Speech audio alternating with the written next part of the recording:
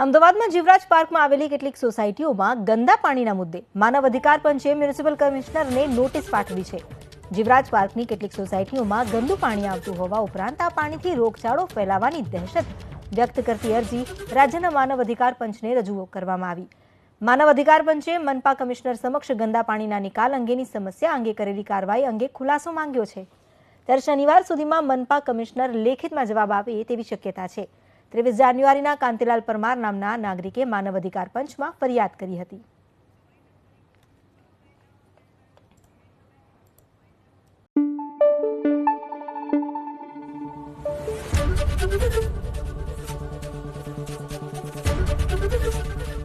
ABP अस्मिता, गुजरातनी अस्मिता।